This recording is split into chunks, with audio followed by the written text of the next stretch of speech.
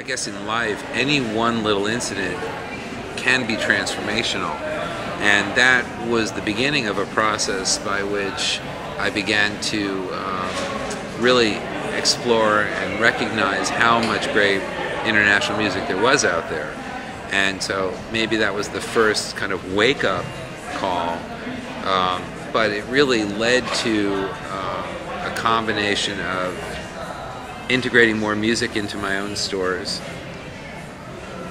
Once I'd done that, seeing the incredible response from customers and staff, and realizing that, you know, I had reached a point of kind of the end of the line with my clothing business. It was time for a change, and so the music came along just at a time. It was, you know, part of the reason I think we used the slogan "Guaranteed to make you feel good" at Putumayo is that, you know, I was getting kind of pretty worn down and not very happy towards the end of my clothing days, and I was like looking for something to do, and the music came along and it woke me up. It raised my spirits and got me into doing something that I enjoy so much more than I was enjoying the business at the time when I really woke up to music. And I'd always been a fan of music. I mean, we all grow up when we're kids. I think we're all into music, and I grew up in the '60s, so Motown, the Four Tops, the Temptations, Manhattans, all these great groups were coming along who were just, you know, the melodies, the rhythms, the voices were all great, and it made you feel good. And I remember just changing the radio dials, listening for something that I would really dig. And there was also a lot of world music back in those days that somehow made it through. People like Sergio Mendes in Brazil '66, and Miriam Makeba had a hit, Hugh Masekela. There was a lot of those kinds of left field kinds of songs that made it through. So the answer is obviously a long-winded way of saying no, I had no idea, but I'm really happy that I made the kind of discovery and had the transition to be able to start a record label.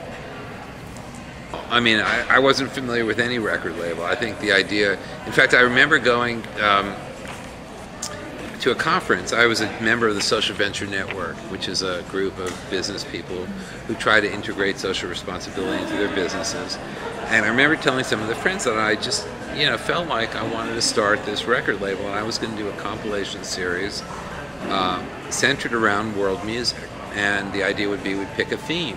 First ones were more general, and then we did an African collection, and through those collections be able to kind of introduce people to music that they didn't know. It would be upbeat, it would be melodic, as we say now, guaranteed to make you feel good. But I had no idea that,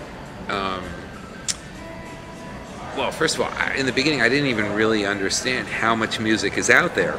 I mean, you think international music, world music, there's music everywhere, but I just worked on this album for a while called Quebec. It's coming out next month, end of June.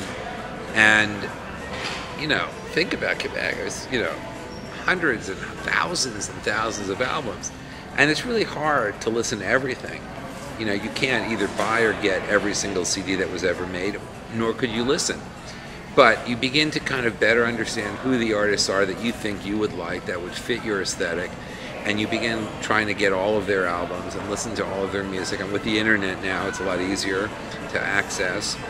So I just feel like, you know, over the last number of years, our database has expanded exponentially. There's so much more music to choose from. But I don't think we'll ever get to the point where we feel like we've listened to every song that could possibly work and have chosen exactly all of the right songs that would be. And my fear is always when we finish an album that the next day in the mail I'm going to get a CD and it's going to have a killer track that we should have had on the album.